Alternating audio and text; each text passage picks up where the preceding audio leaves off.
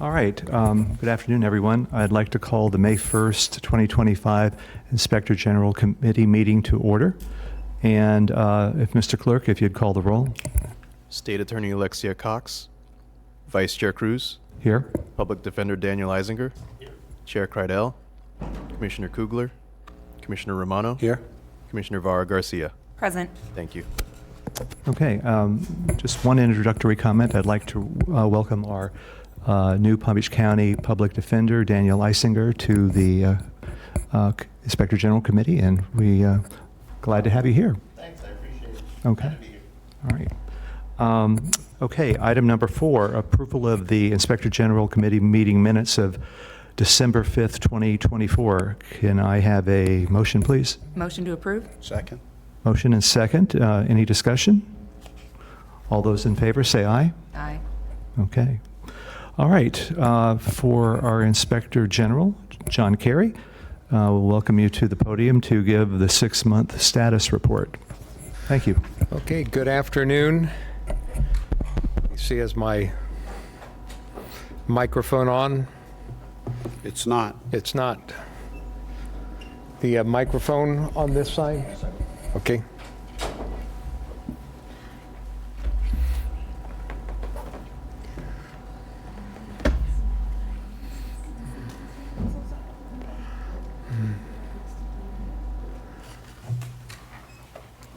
Test. You okay? Okay. Before you start, General Carey, Hello, I'm Rodney. I'd like to welcome our new Palm Beach County, she's not that new now, State Attorney Alexia Cox. Hi. Welcome, Madam State Attorney. Okay. Mr. Carey. Okay, good afternoon, and welcome new members. Ms. Cox, Mr. Eisinger, thank you for joining the team, and again, look forward to working with you in the years ahead. So, again, today's going to be our 6-month update. I want to first thank Barbara Bellafiore for putting this all together and getting us together and everything it takes to just get folks here and get us up and running. So thank you, Barbara. I just like to start out with our mission to kind of talk about who and what we are. And it's not just for the committee, but it's for the public watching. It's the office word. Our mission, we are to provide independent and objective insight, oversight, and foresight in providing integrity, efficiency, and overall effectiveness in government.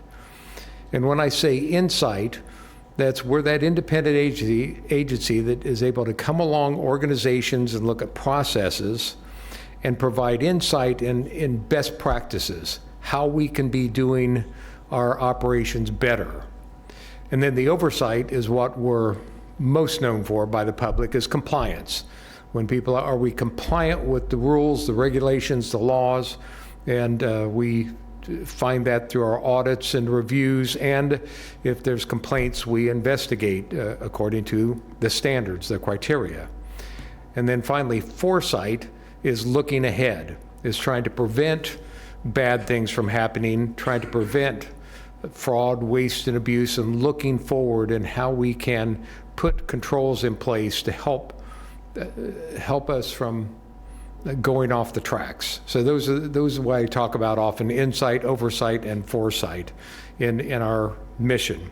And ultimately, we're here to try to enhance our public trust in government, or I like to often say, make good government better. So that's really what we're here for, that independent agency to be able to do that. Here's where we're going today, our roadmap. And I'm going to start out with a review of some terminology, and then we'll talk about personnel highlights and then get into our operations. First, to start out with terminology. And this is important. Most professional agencies, organizations, professions have their own terminology, their jargon. And so I want to go over some terminology that is peculiar to Inspector General offices. First of all, you're going to see in a lot of our reports very common question cost. And question cost is defined, that definition comes from the 1978 Inspector General Act at the federal level. And not only all federal inspector generals use that, but this terminology has been adopted by states and local, and so many IGs across the United States use the same type of terminology. So this question cost, what that means is it's questioned because it may be a violation of a provision of law or regulation or contract, a grant, a policy, or other documents that are governing the expenditures. It also can be sometimes a finding that the cost or the financial obligation is not supported by adequate documentation. And then finally, it could be a category of expenditures of funds that the intended purposes are unnecessary or unreasonable. And it's just some examples, and you're going to see some of those during our presentation. But for example, a city is not obtaining, this is common on travel costs. They have a policy, they're supposed to, when you travel, you're supposed to bring back your receipts for your hotel, your lodging, and your parking. And when we do an audit, even though it's in their policy, they're not requiring the travelers to provide that. And so that would be question cost in the fact that they're not complying with their documentation and providing the accurate documentation. Because again, then it could be, did parking cost, $10 or $50? And so that's why you use receipts. It could be something like a vendor, and we found this a number of times, where a vendor is not submitting the manufacturer's receipt if it's a contract to do service plus parts, where a vendor's supposed to put part of the contract, I'm to fix whatever the air conditioning for you, and I'm also to provide you with the original manufacturing parts, and then to pass on those parts. Well, if sometimes they don't, the agencies have not required them to supply that vendor receipt, and so we cannot really track, did they get that part or not? And so that would be a question cost. Question cost could also be something like letting of a contract, where the contract procedures in a city or the county, there's certain rules in bidding out for competitive bidding, and they didn't follow their competitive bidding processes, didn't require the things that was in their regulation from the vendors who are submitting bids, and they just passed it on through. That could be question cost. So it's a wide variety of things that can be question cost. It doesn't necessarily mean, again, that I like to generalize this term as we're really not properly accounting for taxpayer dollars. That's really, in essence, what that is. We're not properly accounting for the taxpayers to show them we're spending our money the way we should be spending it and where we should be spending it. It is not necessarily it's unaccounted for, that it is lost, or we don't, did not get a service or a good, but we don't know if we got our money's worth, the right money's worth. So that's a lot of times what question costs are. Again, so as such, not all question costs are indicative of fraud, waste, or abuse. The problem is with no documentation, or if they don't follow it, we don't know. We don't, somebody tells me, did we lose that money or not if we're not keeping proper records? Did somebody steal that money? I don't know. We haven't found any other red flags. If we find other red flags, well, then we'll investigate. But many times, if we're just not tracking our taxpayer dollars, I really can't say whether it's lost or not. And also, these costs may represent improper or inadequate accounting of taxpayer dollars.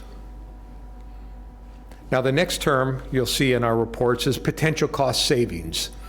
And there's two categories of potential cost savings. One is identified cost or avoidable cost. And identified costs are those costs or dollars that have the potential of being returned, that we can potentially recoup those.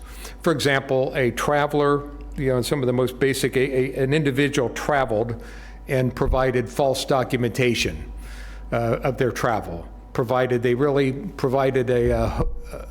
said that they stayed in a hotel, but instead, and wanted the recoupment for that, but they really stayed in a relative's house. Those are the types of funds that we can recoup, that the city or the county could potentially recoup from individuals. Now, another category in that potential cost savings is avoidable costs. And these are future costs that may be realized, saved, if they enact our recommendation. For example, let's say that we found that a city was overpaying a vendor for years. They were getting goods and services. Well, not only would we identify some cost savings that they may be able to recoup, but also we will project up to 3 years out, and this is a common Inspector General accounting practice, is up to 3 years out, that because we identified you paying this much, so in the next 3 years, by implementing our recommendation, you can save this amount of money by not paying them what you have been paying them for years. But we only go out 3 years, unless it's a contract, and then it'd be the life of whatever contract that was. Now, highlights. We have one new member that joined us, Janika Cherry. Are you here, Janika? Janika, yes. We are so great to have Janika with us as our intake specialist. She comes to us from Palm Beach State College, where she was there a student life coordinator, and then before that she spent 10 years as an executive assistant to a principal in the Palm Beach County school system. So she's got a lot of experience and skills that already making a great impact in our intake office. So welcome aboard, Janika. Some other highlights over the past 6 months. Lisa Inkle, she went and was certified as a IG at our institute as a certified IG inspector evaluator. Lisa, there you are. And Sabrina Tomlinson was certified as an IG auditor. Sabrina's not here. Sonia McNair was certified as a certified IG investigator. So she's dual. Our folks in the contract oversight and evaluation, we get them dual certified, not only as inspector evaluators, because that's a good portion of their work is out there inspecting, evaluating projects and procurement matters, but they also, on the other side of the coin, if there's complaints related, people will often complain about improper procurement processes, so they do investigations on that, so that they're dual certified. Calinthia Dillard, during this past 6 months, a couple awards, her continuing saga of awards that Calinthia has received. This time she received our Palm Beach County Bar Association Professionalism Award. And I know a number of you as attorneys out there know this is one of the most prestigious awards we can get for our attorneys. So she received that. Also, from the Executive Women of Palm Beach County, she received the award of the Leadership Award for Women in Leadership. So received that. Not noted, she's also the president, of the Forum Club. She's outgoing this year. She's the president of the Forum Club. And I don't think I mentioned too, she was elected on our National Association of Inspector General. She is now on the board of the National Association of Inspectors General. So again, it's great to have you around, Calinthia. Okay, so now we're going to go into the operational aspects of our work, and I'm going to turn it over to Stu Robinson, Director of Investigations, to talk about our intake and investigations. Good afternoon. Welcome to our new members of the board. My name is Stuart Robinson. I'm the Director of Investigations for the office. I'd also like to recognize Chris Dykman, our investigative supervisor, is here, and Evangeline Rentz, our intake manager. Investigations often are judged in terms of consequences. So along John's lines, we're going to go through some investigative highlights for this 6 months that can be measured in dollars and cents or prosecutions. And others that I think you'll see the real value of the work our investigative and intake team does that go far beyond being measured in financial costs or in prosecutions. And I'll show you both versions, so let's see if I can get this right. First, the raw numbers, and post-COVID era, the amount of intake is a focus of ours because during the COVID era, assistance fraud, people potentially attempting to defraud county programs, created an extraordinarily large amount of intake. But the challenge has been, and met by Ms. Rentz's team, now with Janika, to keep that intake going. And it's really an all-office challenge. Every time we do our investigative audit and contract oversight work, we're focused on increasing the intake. We want the public to know we're out there. We want to do outreach, and we want the public and government to know that we are a resource that can make a difference. And our intake has been relatively consistent throughout the past 6 months from the 6 months prior, as has our investigative reports results. So now let's get to some of the highlights. The first highlight investigation, this one was briefed to the Oversight Committee briefly 6 months ago because it was into the media, but now it was a full report published in the last 6 months. This is an extraordinarily vivid example of the work that the Inspector General's office can do that can't be measured yet in prosecutions. It might be, and can't be measured necessarily in dollars and cents. So the lead investigation on our Riviera Beach water contamination matter were Cynthia Suriel and Leo Briones. They were tasked with an initial allegation that was from the Riviera Beach City Commission and in the media that there was one well in Riviera Beach that tested positive for E. coli, fecal contamination, should have been notified to the Florida Department of Health immediately, and should have had immediate notice to the public. And the allegation was it didn't happen. So the Department of Health has a role as the water experts. They look at potential contamination. They test waters. They look at reporting of contamination. But they don't look at who may have been responsible or what can be done to fix it, the way the Inspector General's office did. So we found, in addition to that one well that tested positive for E. coli that wasn't reported, we found that on over 130 occasions, water contamination was not reported to the Department of Health. And on multiple occasions, documents were falsified and altered to put contaminated wells back into service, put the water into homes and businesses in Riviera Beach, deliberately by the executive staff of the Riviera Beach Utilities District, not reported to the Department of Health. Employees knew, did nothing to stop it. So on over 130 occasions, deliberately, evidence of water contamination was not reported to the Department of Health. Our investigators obtained confessions from water testing employees and from the compliance director of the then compliance director of the utilities district that they knew what they were doing, and it happened anyway. The executive director himself was found by our investigators to have deliberately misled the public, the City Commission, and the Department of Health. In total, the entire executive, before I give you the bottom line, if you can see the example of one of the water submissions, briefly, on the left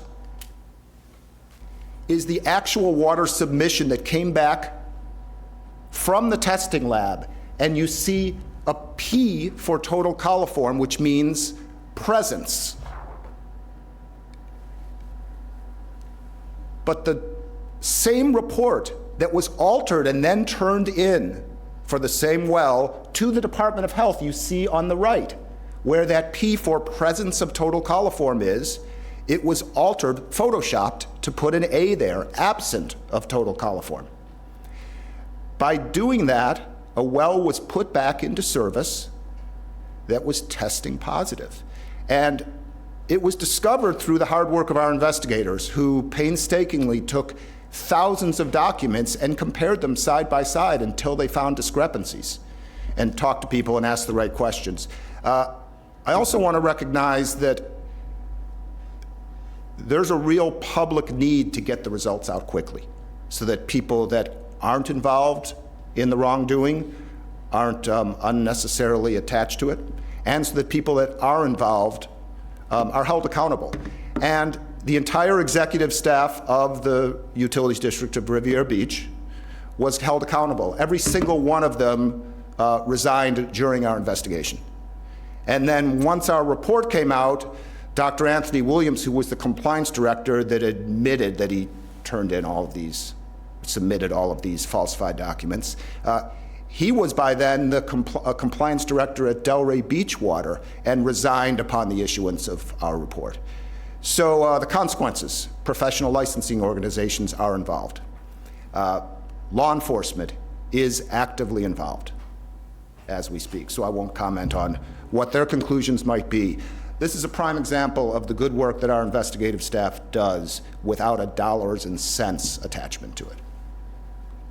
I'm sorry, next. An assistance fraud report with Hugo Bellinger as the lead investigator. A young couple in in West Palm Beach, they were evicted from their parents' residence. Few months later, the COVID era hit, and they put in multiple applications for rental assistance using the address of the residence that they'd been evicted from. They'd never lived there again. Law enforcement and the state attorney's office has been notified and are involved. Last investigative highlight I'll show you is a lead administrative assistant at a Wellington, Florida doctor's office claimed in rental assistance documents that she needed assistance because she had been laid off from work during COVID era. She forged multiple letters from the MD, from the doctor's office, the doctor himself, and received $12,000 plus of rental assistance. Law enforcement, again, is involved. By the way, those assistance investigations have some next level value. Every time we put one of these out, the county uses our reports to ban these people from future assistance applications in the system. They share those results with other assistance agencies throughout Florida that they share databases with, and word gets out. And we're trying to have a preventative effect. We may not stop all of this fraud, we won't. But we can have a preventative effect on future frauds by putting the word out that the Inspector General's office, along with law enforcement, are watching, doing something about it. Also of note, the county has received over $250,000 of recoupments of real dollars back to the taxpayers as a result of our investigations. Two other things of note. Again, Hugo Bellinger is the lead investigator, an investigation that was referred to after a whole lot of work by Hugo, an investigation that was referred to the West Palm Beach Police Department. The charges are anonymized right now, but over $75,000 of fraud by a property manager that was using empty units as the basis for receiving rental assistance, with the checks being sent to the property manager's office and then cashed by this property manager. So charges, but is not public yet. One last thing, the State Commission on Ethics found probable cause against a past city manager of Pahokee, Mr. Greg Thompson. From one of our full investigations, the basis for their probable cause was our investigative report and our case files. So former city manager Thompson was relieved of his duties upon our report, and he was found to have engineered the sale of 2 city all-terrain vehicles, expired equipment, found himself to be the winning bidder for both of those vehicles, even though he didn't place a bid, and then sold them for a profit. So State Commission on Ethics has found probable cause for ethical violations by him, and their final judgment should be forthcoming in the next 6 months. Thank you very much for your time. Any questions? Thank you. Was he criminally prosecuted? He was not. Why? I wouldn't want to speculate. We refer these, there's so many factors that go into whether something's criminally prosecuted. So it's a law enforcement decision as to what resources they want to put towards our matters. Okay, thank you. Thank you, Stu. Yeah, and we refer many things to law enforcement, and it's not just the law enforcement agencies, but again, as the state attorney's office, they've got to hire, they've got to be able to prove it in court with, the whole witnesses. So there's a lot of other factors sometimes that we can have clearly the preponderance of evidence to make our decision. That's our height and goal that inspector generals use, the preponderance of evidence, non-criminal, that we can, more likely than not, that we can say that we believe this happened, but to prosecute is a higher level to prosecute. So that's a lot of times when you're trying to, make those determinations when you're trying to go to a jury or not, and to a money level, there's a number of things, just dollar level, and a lot of different factors that go in. Is there a, not just talking about him in particular, but in cases like that, is there a record so that when a person goes to apply for the same job somewhere else, like the Delray Beach guy that Stu talked about, that will follow them so that somebody else doesn't get hoodwinked at another city? Well, we've been called up at times by other agencies who just do a simple Google search. That's a lot of times you do a simple Google search and these folks' name will show up, and then it'll track back to our office. So if there's something that we do often, that again, we track back to ours, and dependent on the instant, like with these COVID cases, they do go into the county file that they share files with other folks. But different cases like this one in Pahokee, there's not a national or a state database other than using that almighty Google to find it, which folks should do. And it's amazing how many times we've found other cities that we found have hired people that have had cases, and all of a sudden they found out, oh, we should have Googled them, and we would have found out that our office had conducted an investigation. Thank you. So now we're going to talk about contract oversight and evaluations. And again, the director, Tony Montero, is going to come up and talk to us. And again, I brag on Tony again and his staff. He is so well known. He not only teaches at our Inspector General Institute, our academy that trains inspector generals from across the country, in fact internationally. He trains there on procurement matters, but he's been asked to speak and train in numerous agencies in the state. He's put on webinars for our association across, so he's a in-demand expert in procurement and contracting, and we're just so fortunate to have Tony here. So Tony, I'll turn it over to you.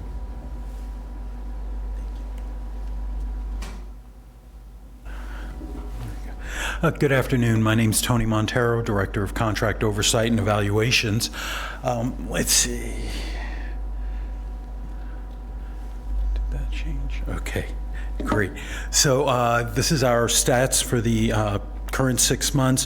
One of the things that you'll notice is our ongoing formal reviews and evaluations has increased. So these are formal reviews. A lot of the work that we do, we'll look at a bid activity, we'll look at contracts, we'll see what activities are going on in a municipality or in the county, and we'll, based on various risk factors, we'll decide, hey, maybe this is something, we'll just follow it and monitor it.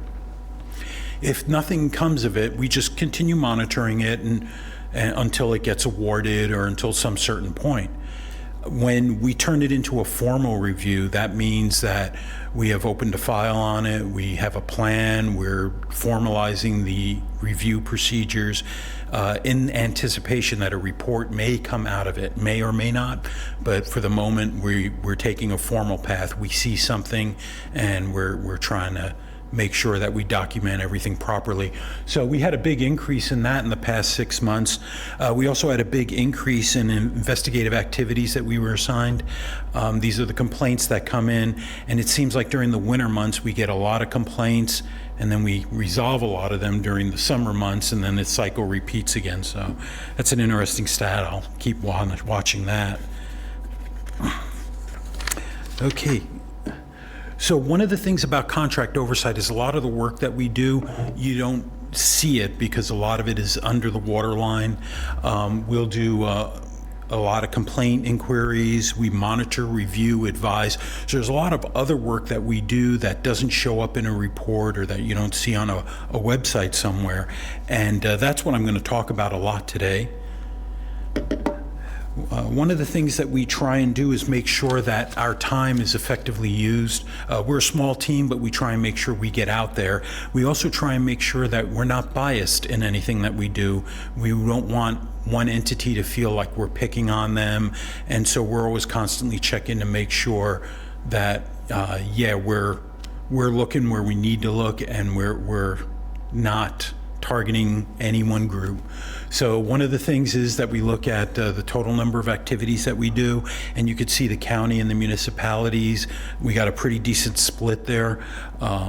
In fact, in the municipalities, 52% of our activities were on a municipality, and we actually covered 17 unique municipalities out of the 39 that there are. So in a 6-month cycle, we effectively did oversight on 17 of the cities in Palm Beach County. Another thing that we look at is the money, the dollar value, and you could see it's fairly split there. The joint project, county municipality, that's the surtax program. And that was a voter initiative, a 10-year surtax, and it's coming to an end. It's actually going to sunset a year earlier. They hit the cap on the program, and I think it's $1.3 billion. And so they've collected all the money that the ordinance authorized, so now they're going to sunset it by the end of the year, which is convenient because now the school board's surtax can start up. You can only have one surtax in a county active at one time, so that's something that we've been monitoring all these years, and we'll continue. So the other things that we look at is we just want to make sure that we don't focus like totally on construction or totally on services. So we also try and look at what type of commodities are involved in what we're looking at. And we could see here that, we have a pretty even split. We're trying to spread it around, make sure we get grant activities, look at some construction, look at some services. We issued one tips and trends. This was a monster tips and trends. Lisa Inkle did it for us. It's a legal quagmire trying to understand what they wrote in the statutes, and thankfully we have Calinthia to help us out. So she did a lot of work on this too. They took a small reference in the statutes that they added a few years ago, and they added a lot to it.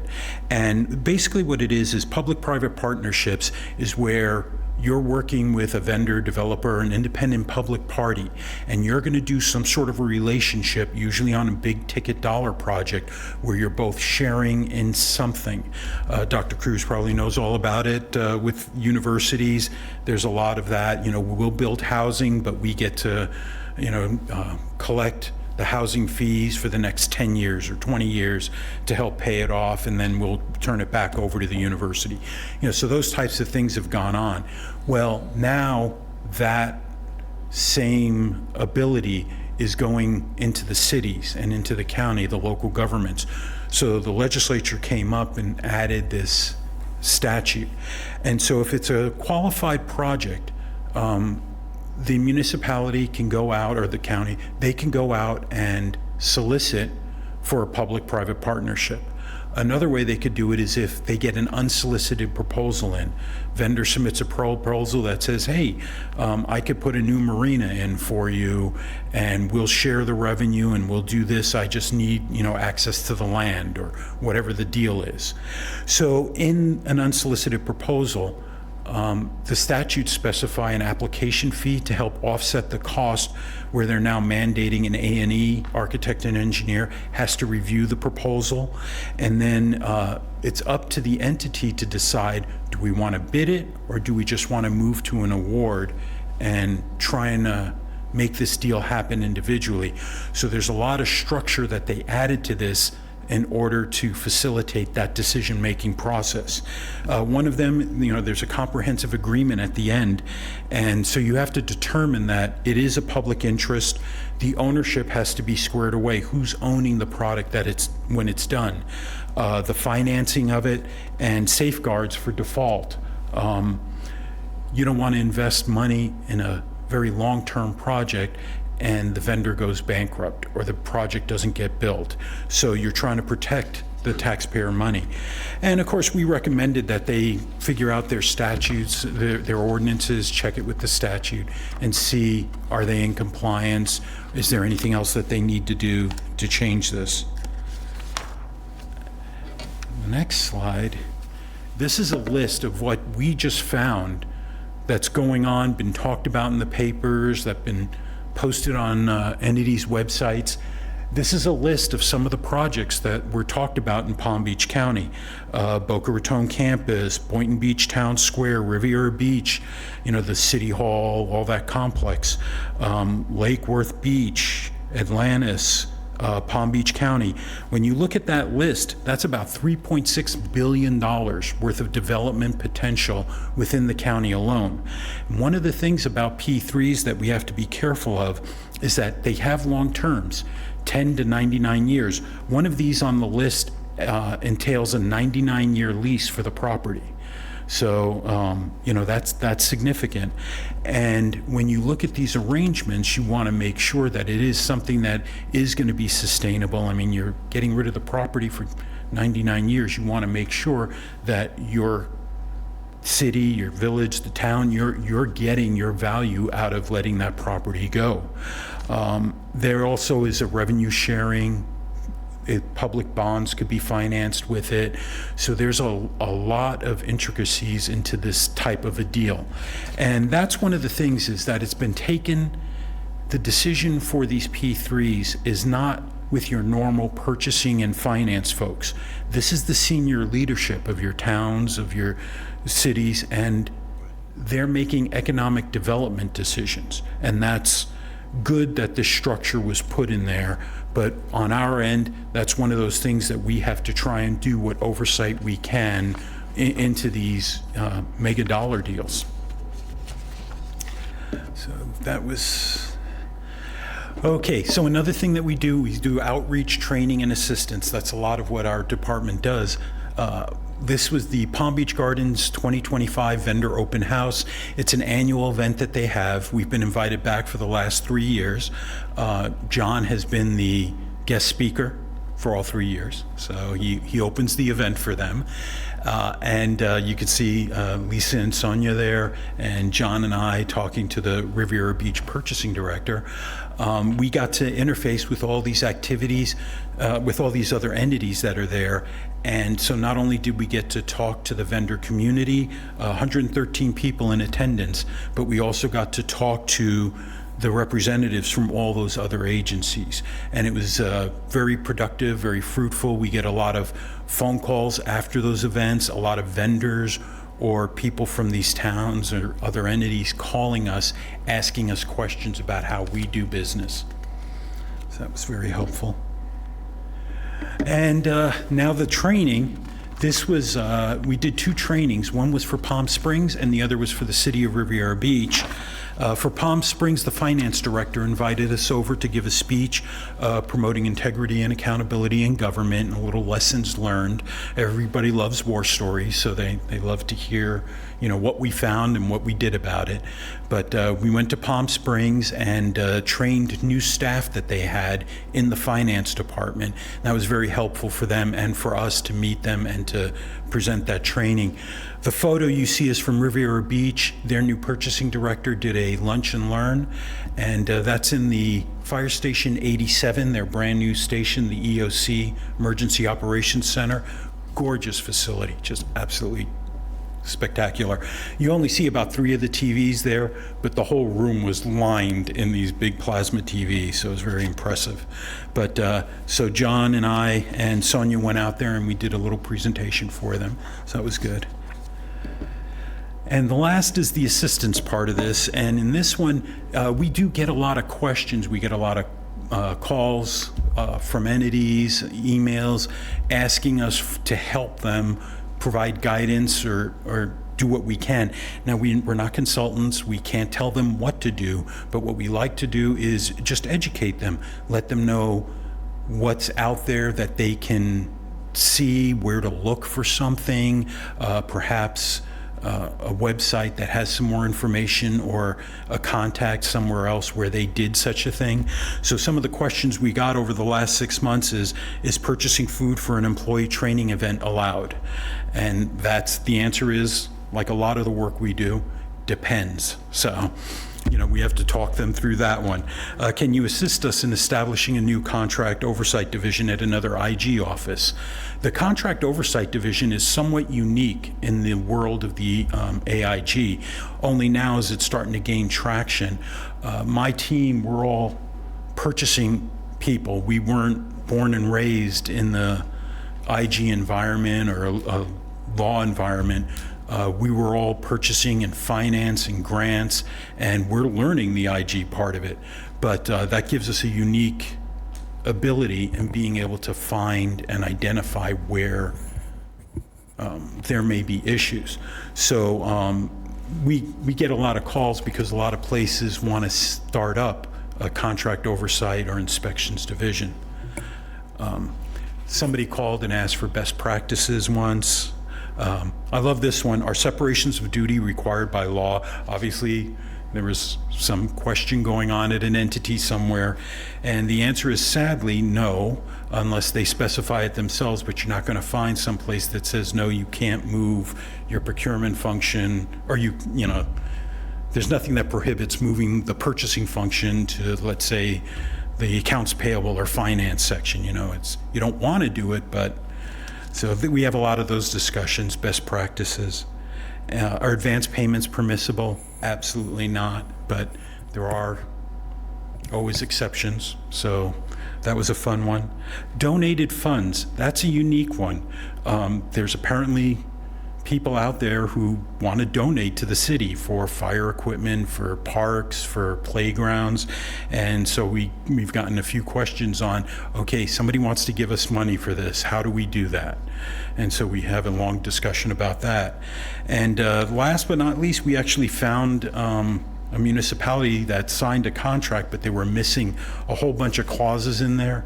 So we sent them to our tips and trends, and especially when it comes to the public records clauses, and their attorney modified it and got it signed. So that was good for us. Okay. Mr. Montero, could I ask Yes, a sir. question? And you got to it with the technical.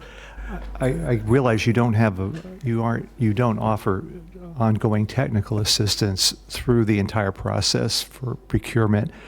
If someone were to give you a draft proposal, do you do any kind of review of the whole proposal that they've worked on? Or can you? That has been attempted in the past, and no, we can't comment. They've said, oh, here's our new purchasing rules, and we can't review your document for you that way, but we might direct them to entities that we think have, let's say, really good purchasing rules in there, or they want an example of an ethics provision. It's like, we have the county ordinance, but we want to tighten it up and have something more. What entities have an ethics provision of their own, and we'll direct them to that. The second part, back on your contract oversight and evaluations near the beginning, ongoing formal reviews and ongoing investigative activities. How do you get those? How do you find out about those? Some of it's hit or miss. Some of it is assigned to us. Like, we'll get a complaint in correspondence. We'll begin by doing a preliminary. And if something during the preliminary we think might be more, that, let's say the allegation seems like it might be supportable, we'll brief John and Calinthia, we'll talk about it, and we'll decide we need to make this formal. And then we'll go in and we'll do a formal, we'll start it up as a formal review and ongoing.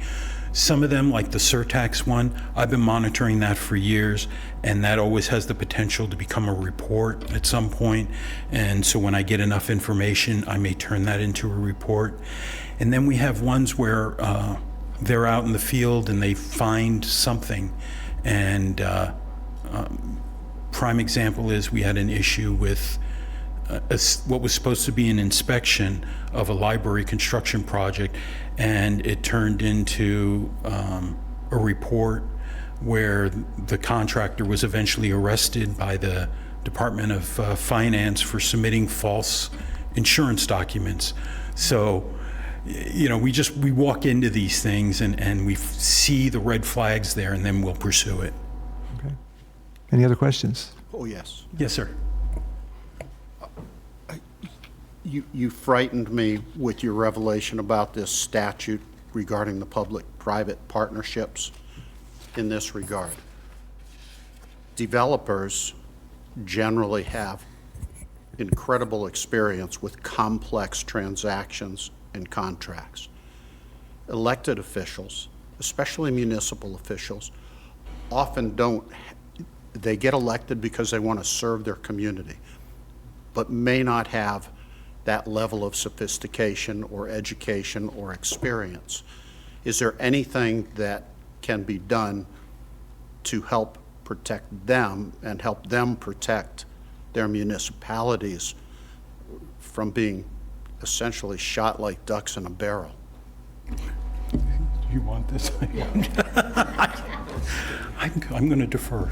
Yeah, in fact, just when, I think it was the day of or the day after we put this tips and trend out, we had one of our smaller municipalities call up and say, thank you. This really opened his eyes. He didn't realize, he was getting involved, looking at a public-private enterprise starting to go. And he said, this just opened my eyes that this is so much more involved than I thought. And so the best we can do is like through this tips and trends. I think the point of this, that's not comprehensive, but what it does, it puts the word out. It goes to all of the city managers and elected officials. Hey, if you get involved in this is more complex than you may have thought, at least for them. Then if they would call us up, you need to be getting with your general counsel, your counsel, attorney, to be helping you out on this, because this is complex. And we can point them more to some of the the laws and regulations, but that's part of the benefits of the tips and trends. And again, goes back to this whole office, which is really unique, and again is growing across the United States. We're one of the first that's had these contract oversight and evaluations, because this is where the money is being spent, in municipalities and in contracts and grants and these type of things. And so we can provide oversight and assistance. And back to Dr. Cruz, this kind of relates also. In the IG profession. We have Green Book. Have what we call Green Book. There's Professional Association of Inspector General standards books that are out that we have standards and Yellow Book auditing standards from government standards that we have to obviously abide by to keep our independence. And so we have in Tony's role, it's a lot of judgment using to make sure we don't go over the line into becoming management. Because to be independent, to be accredited as an independent and objective organization, part of that criteria that we're viewed at, you also have to keep out of management decisions. And so we can point to rules and regs and help folks, but we can't get involved in, even though Tony, I'm sure he's done that in his past, he could lay out a program and write the policy and nurse them all along, but now we've crossed over into that management area. But so I hope that answers kind of both your questions, that's what we can do, at least, is point them a lot of times. This is more complex than you think, and we can help you on this. So. Thank you, John. And Tony. Are there any more questions for Tony? Question also about the 3Ps. So that list that you provided, how do you learn about those deals? Is that something that you're just sort of coming upon, or are you being notified in some way? The forte of my team is that we're on the computer, we're on the internet, we're on entities' websites. We're constantly seeking little bits of information. You never know what's actually going to help you down the line somewhere. We collect a lot of documents, we pass around a lot of news stories, and we're just trying to keep in touch with the trend of what's going on. Commission meetings, we'll watch a lot of commission meetings, we'll go to their websites and just poke around and see what's there. And it's amazing how many times something that we didn't think was related suddenly comes up, and we could pass it on to one of the other divisions and say, oh, you may want to look at this. Oh, here's an area that's interesting maybe for audit, or hey, investigations, they said this at a committee meeting. You may want to, So there's a lot of information there. But do you automatically do even a preliminary investigation when you hear about sort of a gigantic deal like the one in West Palm, for example, or may you not do anything once you learn that that's happened? Right, we'll talk about it. If something significant comes up, a lot of times I'll go into John's office, and John, I'm like, did you see what they said here in this newspaper article? And he'll be like, yeah, and he's like, look into it, find some information, and then we'll reevaluate it and see if this is something we should monitor. We monitor a lot of projects. Even though nothing may be going on right now, we know that in the future, something may come of it. A complaint may come in, it may be a project somebody wants to audit, or investigations may need to look at. So we do all the preliminary up front. We'll have the documents, we'll have the rules, the regs, everything all laid out, and it's helpful to everybody as a team, an integrated office, to be able to have almost a library of knowledge. They'll come to us and say, can you find this on their website? It's like, oh yeah, here it is. It's in these meeting minutes. Here's the resolution that they passed. There you go. Shoot it out to a printer and they're set. So, you're welcome. Thank you. Sorry. Jumped ahead here. There we go. Okay, thank you, Tony. And I might, by our IG ordinance, cities and the county are supposed to, they must notify us on procurement activities when they're doing procurement activities out there. But there's a number of spending on grants and different things that they're not required to inform us. So we have to go out and do this type of work. So there's some things they have to notify us, and then we go selectively to these contract selection meetings and the meetings we go to, and we selectively do this. I have to say, I've got Tony and he's got 3 folks, so a total of 4 folks who do this contract oversight and procurement, which is, again, billions and billions of dollars that are being spent in the county to try to provide some type of oversight. So it's a lot of judgment of those very limited resources of where are we going to do. So we do a lot of, again, preliminary looks and looking in, and then, again, it's a judgment then, is there something more that we need to be getting more involved in? And as we see, the more involved we need to be, it may turn into a full-blown formal project, where now we're going to write a plan out rather than just monitoring and that preliminary looks. So they're very involved, and again, a great asset. Channel 20 asked me to tell you that there's a button somewhere in front of you to turn your microphones on, so our folks who are listening on TV, there's a button someplace there, I'm not sure where it is, that when you speak, if you would turn that on. So now I'm going to turn it over to Hillary Beaujean. She's our Director of Audit. And again, we've got a project she'll talk about that's been in the news here of recent quite a bit. And again, Hillary, like the whole team, is another great find. And she's not only a certified, she has 1 million certifications that I could tell you. She's a CPA. And I'll turn it over to you, Hillary.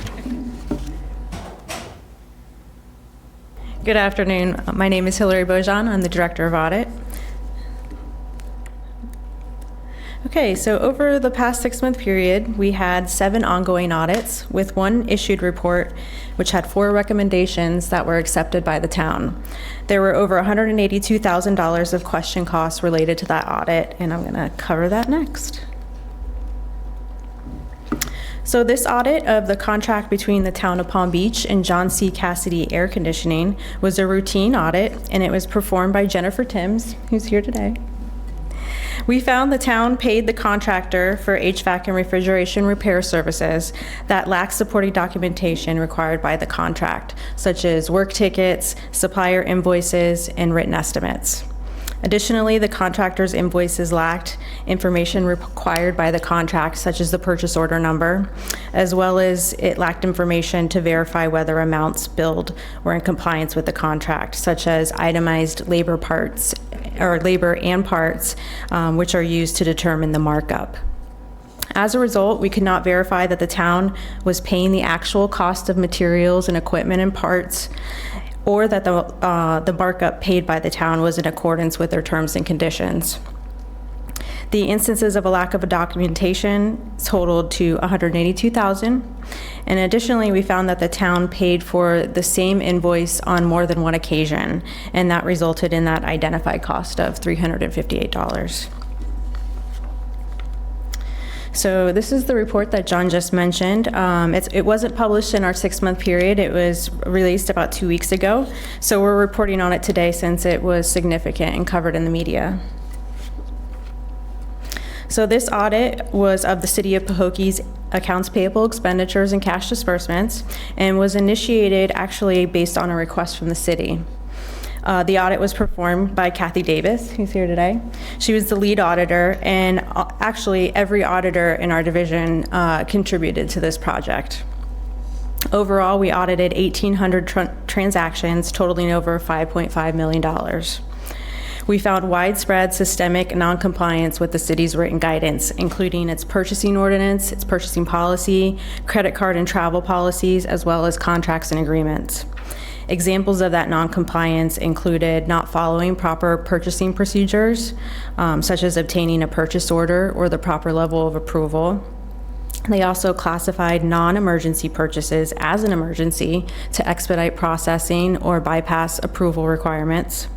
They did not properly document the receipt of goods and services purchased or travel activities and expenditures. And we also found a lack of sufficient documentation for many of the city expenditures that we tested. We found that the city did not always pay vendors promptly in compliance with Florida statute and paid sales tax when it was not required. We also found instances of a former city manager using the city credit card for purchases with no benefit to the city.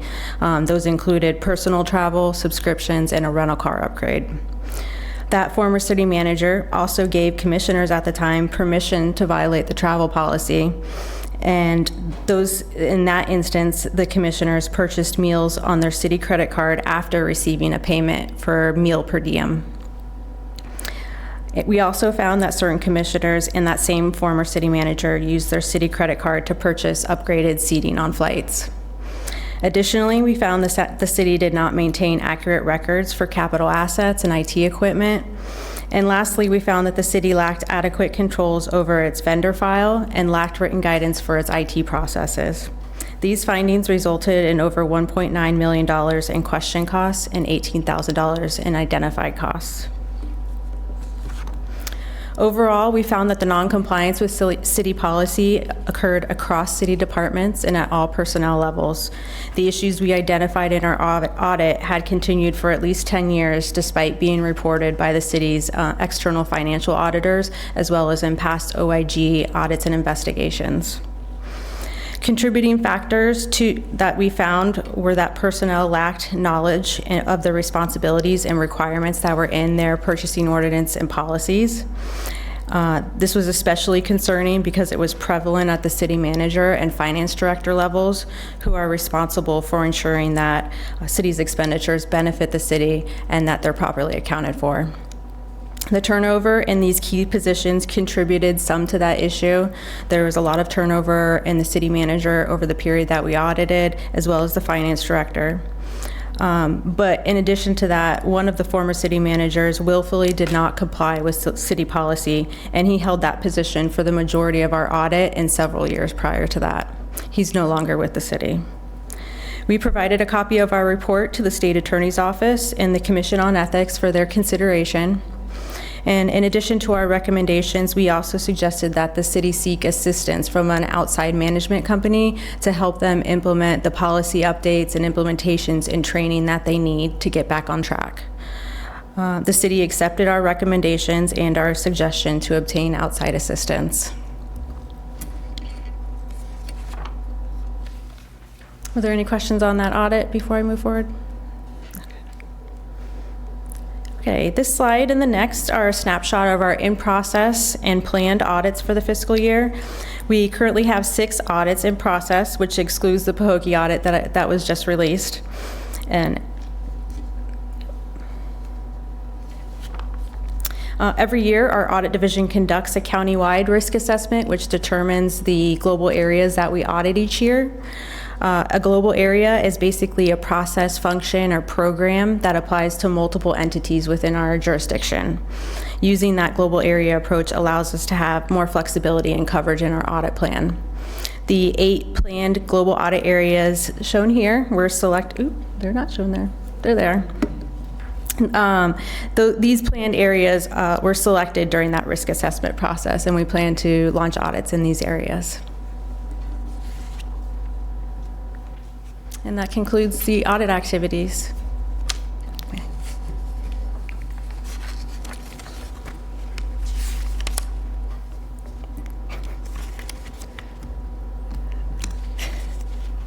Move forward.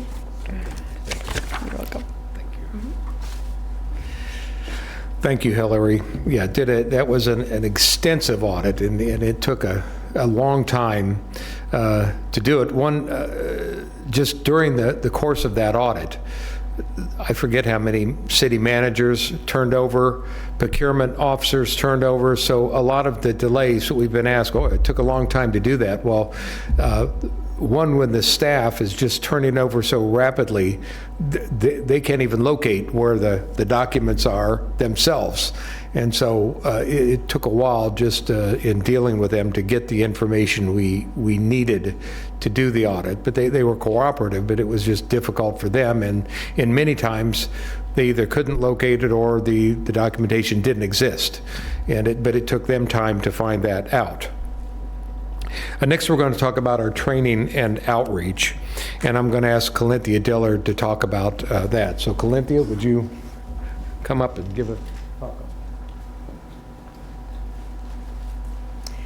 Good afternoon. I'm Colinthia Dillard. I'm the General Counsel for the Office of Inspector General. It's hard to believe, but it will be 10 years next month that I've been with the office.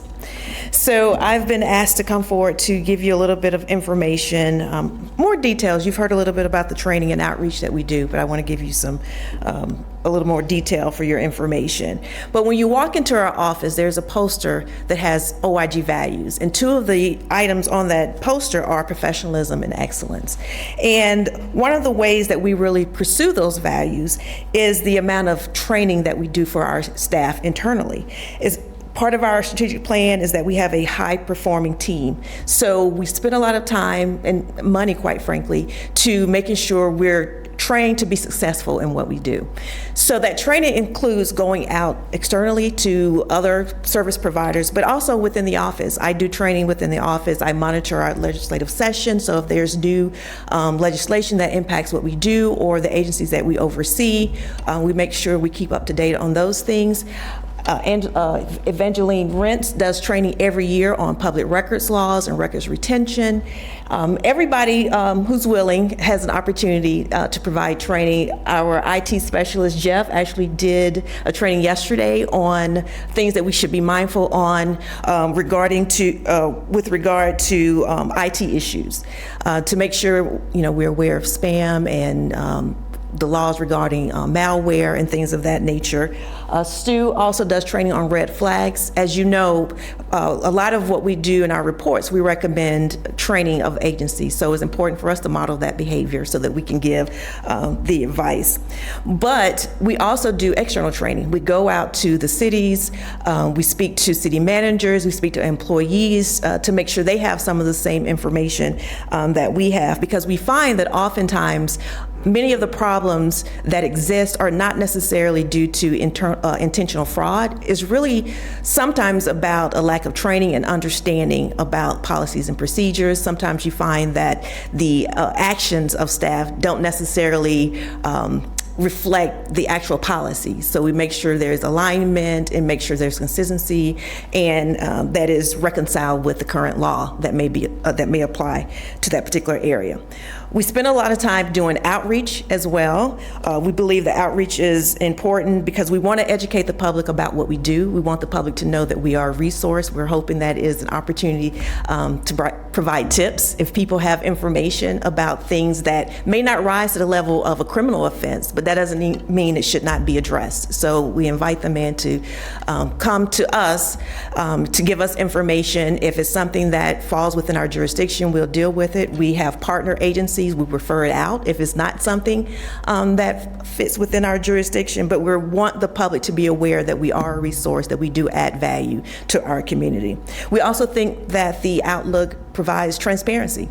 We want the public to see exactly what we do and to know that we're here. We think that it also builds trust.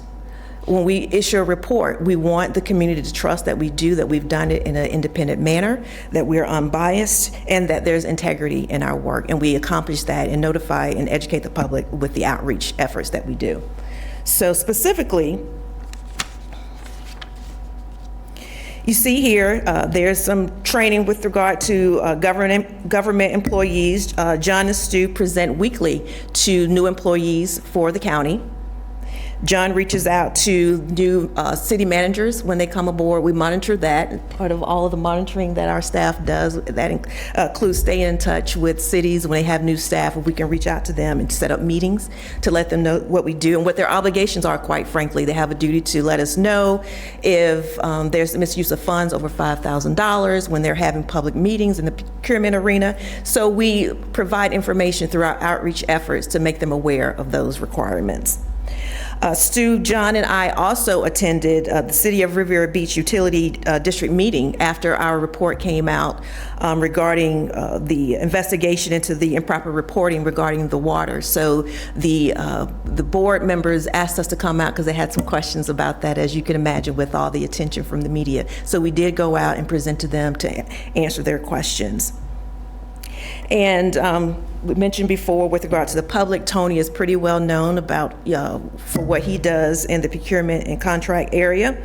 They attended the Palm Beach Gardens Vendor Day. John spoke to FAU, the MBA students, and Hillary has spoken to the FAU Accounting Student Association.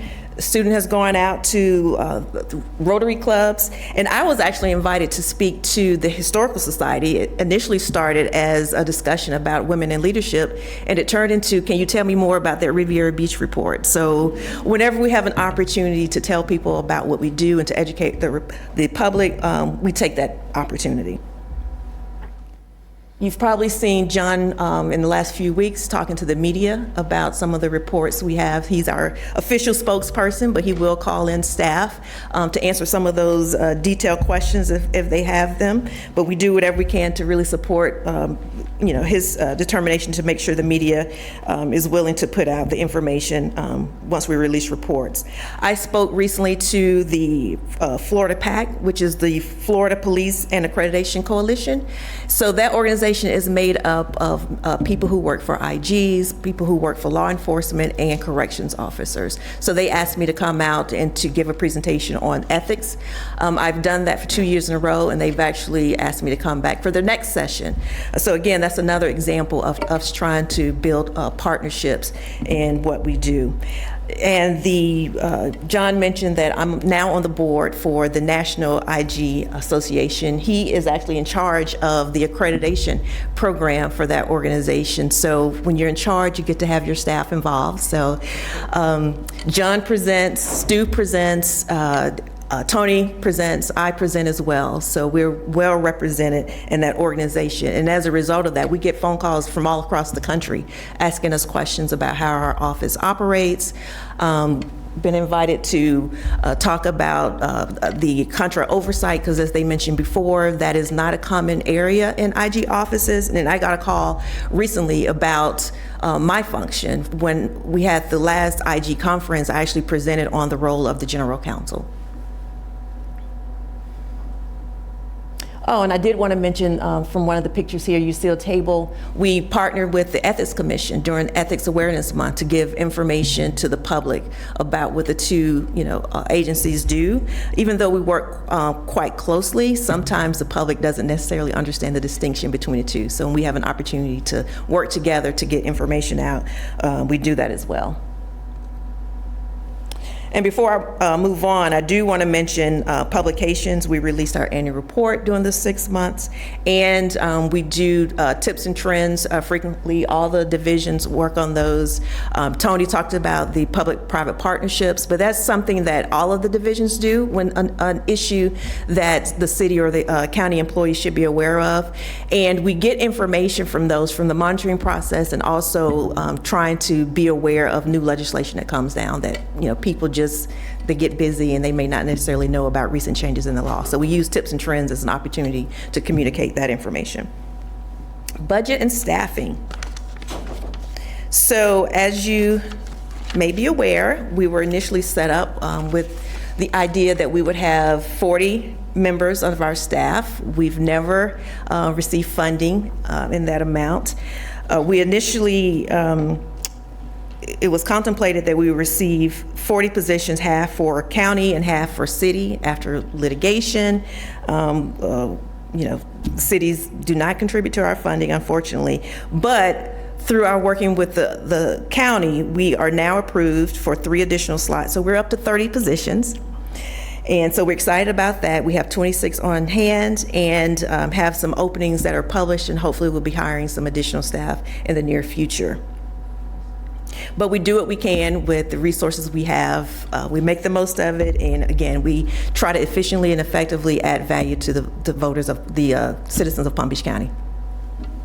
So when you take a look at our budget, which is $4.4 million for our 30 positions, and as John likes to remind us, that's really the cost of a McDonald's hamburger or cheeseburger, I guess, pre-inflation, as well as a half of a cup of coffee if you're going to Dunkin' Donuts and not Starbucks.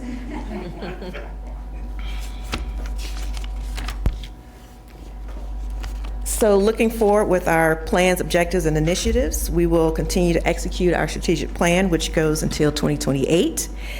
We will continue to execute the audit plan, expand our outreach activities, and adapt and overcome issues as they come forward. And lastly, one thing I did want to highlight, we're looking at exploring on how we can use IT to better do our work. We hear about AI over and over again, and that's something that government hasn't fully embraced, but we're hoping to find ways that we can use it to make our work more effective, and make sure we comply with county guidelines in doing so. But the other side of that coin is educate our staff, because AI is something that sometimes, people who don't want to do the wrong thing may take advantage of. So as we're getting evidence and evaluating that, we have to be aware of how AI can impact that as well. So it's an educational process, and we're hoping in the next few months to develop a policy and determine how we can use that in what we do as well. Are there any? Yes, Ms. Dillard, just back to your staffing, on the 7 years I've been on the Ethics Commission and on the IG committee, this has been a big ongoing issue, and over time there's been one or two added. Is it sort of an ongoing thing? Every year we would see if you could get another one or two people until you can get to that, at least get to 40. Is it sort of a standard push every year that you'll try to see if you can work? And I realize the county, the budget situation, you have to fit in to that whole scheme. But is it sort of one of your plans just to keep pushing forward on staffing? So I want to give due respect to county administration. We do work well together, and there are a lot of requests that come forward for increased staff or other budgetary considerations. And so every few years we do make a request, and sometimes we get everything we ask for and sometimes we don't. And this last time we did ask for 3 positions based on an analysis of our office and our needs currently. And the list of matters that we have before us, we thought 3 would be a good number moving forward, at least for the next fiscal year. And we did receive a yes, thankfully, for that request. Okay, good. You show them all the money you've been saving over each year. Believe More than me, pays for that, right? We come with a list of reasons to justify our request. Okay, thank you. Thank you, Corinthia.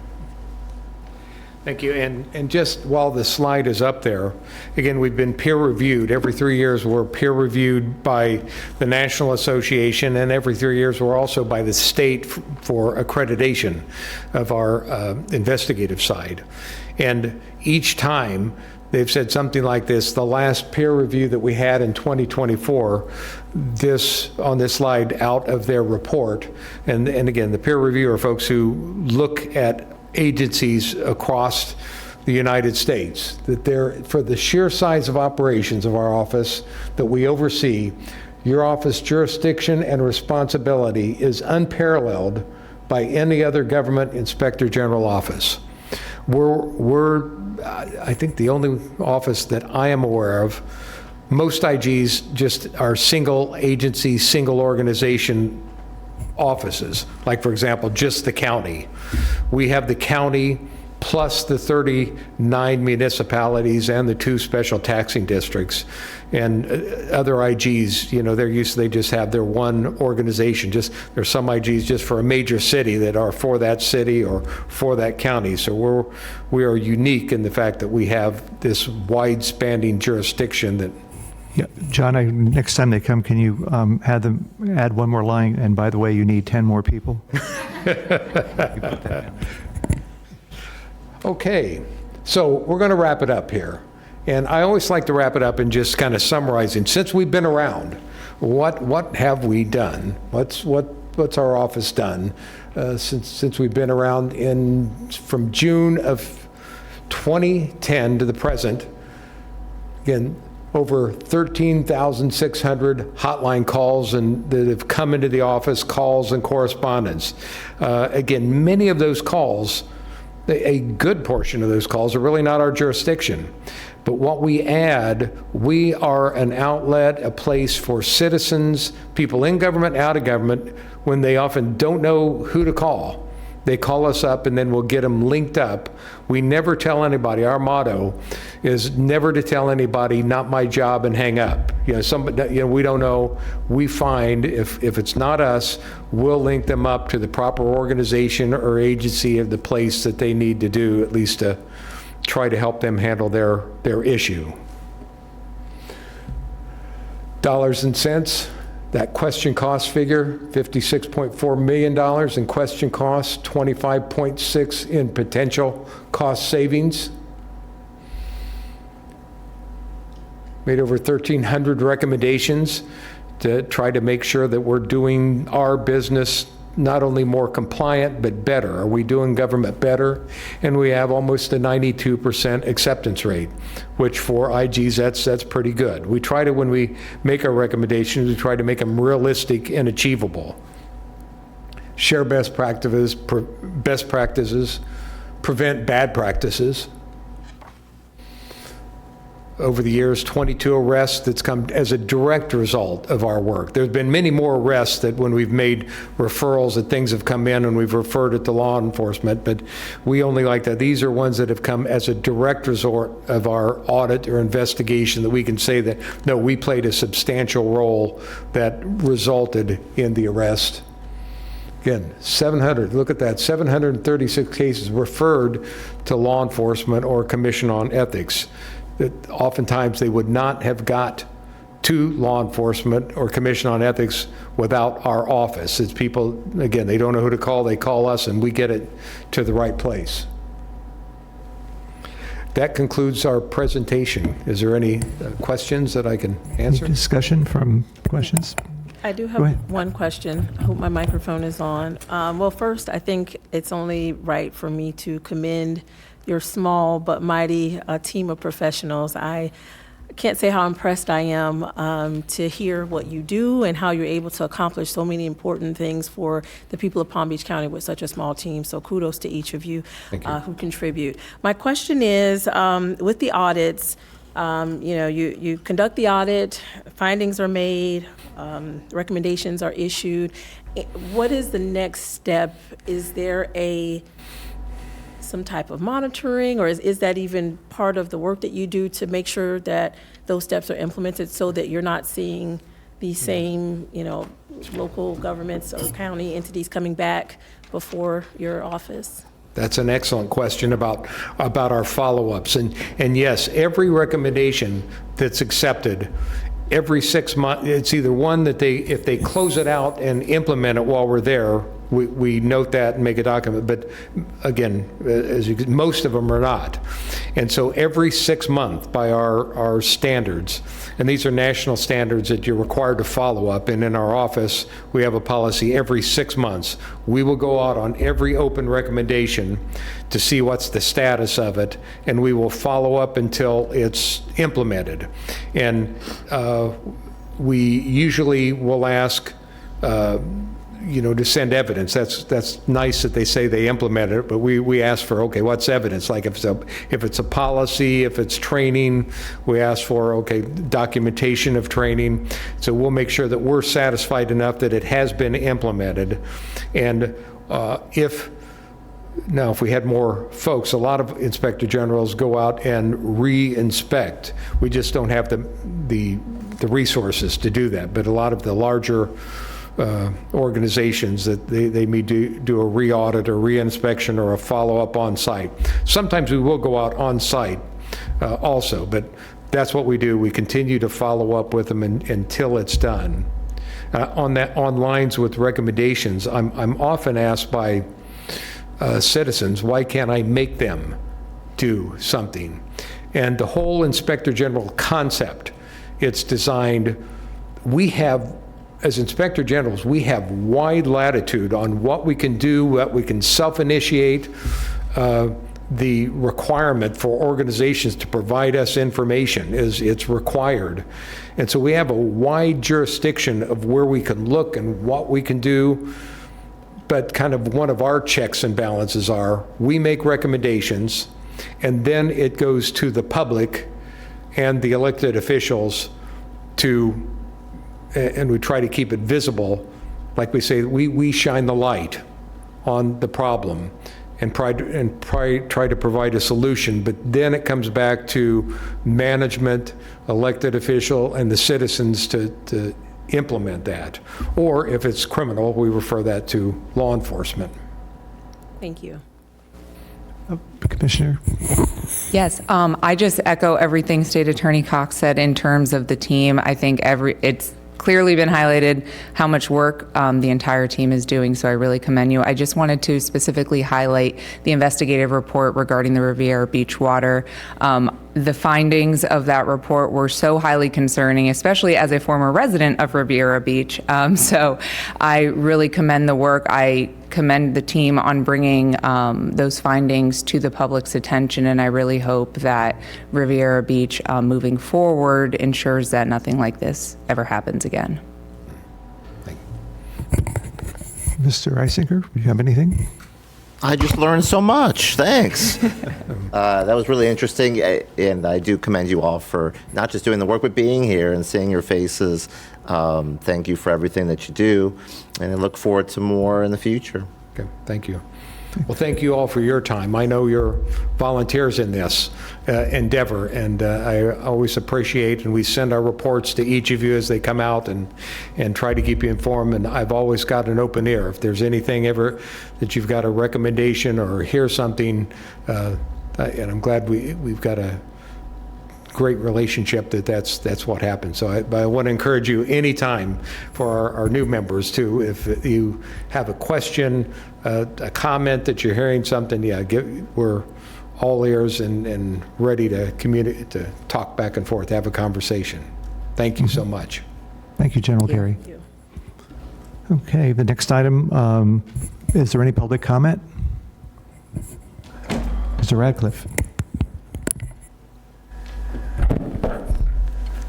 Yes, my name is Richard Radcliffe. I'm the Executive Director of the Palm Beach County League of Cities. And I wasn't going to say anything, but sitting here and then looking around, I'm the last man standing. And I have to invite you, and I'm very encouraged with, because these seats were created by a group in response to what had happened. And Terry and Dave Arenberg, and you are sitting in an esteemed place. It's 15 years ago. 7 county commissioners, 4 were removed from office. We have 204 elected officials, and my job as the executive director for the Palm Beach County League of Cities, I work with all the cities. So I inherited the wonderful job of trying to wade through all this. But out of 204 cities, 2 people were removed from office. But there was a tremendous outcry. And there was a vote and a referendum that people said they want to have an inspector general. They want to have a commission on ethics. And then we had to create it. And all the people that sat in these seats before you helped put this down. And the code is the code. And there's only 2 commission on ethics people here, but there's 5 that's worked very hard through the years. And I'm so encouraged to see the level of professionalism and what has happened in the time, because it's 15 years. And it was rough in the beginning, very, very rough in the beginning. It was not easy times. When people talk, they said every politician's crooked, everybody is. And it was a terrible time, but slowly, we built something as a community. We did it together. The League of Cities, the county, the Commission on Ethics. And it wasn't always fun, and it wasn't always easy, but we were always civil and working together. And the one thing I have to say is I've been through, I guess, 4, maybe 5 Commission on Ethics executive directors. They've all been wonderful, and this is our 2nd. But it seemed like in the time when John came in and the Inspector General and things took a turn really for more professional. I sat here, I've been watching these, and I don't know, I was involved in the drafting committee years ago, and we go through this, and it's a good exercise. I'm sorry not more people are here. But a lot of the a lot of the things are just going down. They're not necessary. And the reason why this is working is the Commission on Ethics is teaching. We're out there teaching, and what John brought to the table, he brought a level of professionalism that we hadn't had before. You saw they're not going to cross the line and do your management for you, because a lot of cities want to go, here, will you help me out here? No, they don't do that, but they do best practices. And although we've disagreed on things, I've never heard anyone say that John wasn't a gentleman and that there wasn't fair play. And this was not a happy time in the beginning, but it has evolved. And you here are inherited a process that I believe, arguably, but I could defend this, that we have the best Commission on Ethics and Inspector General system in the country. I go to Tallahassee, they want to set up, they don't even know how to set up a lobbyist registration in places they don't know whether they're going to do it for. We've had it. We have lobbyist registration here. We didn't get into it, but that's here. We have that. We have these systems in place, and they work very, very well. So I think you have a history that kind of rolls, and I wanted to not scare you, but introduce you and let you know of how hard all these people have worked and how you've inherited an esteemed position. Judge Rogers, wonderful people, helped move this forward. And now we're at a place where I think in the country we have maybe the best system going. And I wanted to thank everybody. And again, being the last man standing, I felt there was an obligation to let you know how this transpired. But thank you. Thank you, Mr. Radcliffe. Those are great words. Totally agree with them. Okay, moving on. Is there any new business to come forward to the Inspector General Committee? Okay, I'd like to thank you all. General Carey, Calinthia, Dillard, thank you and your staff for great work, and Barbara. We'll see you in 6 months. Okay, meeting is adjourned.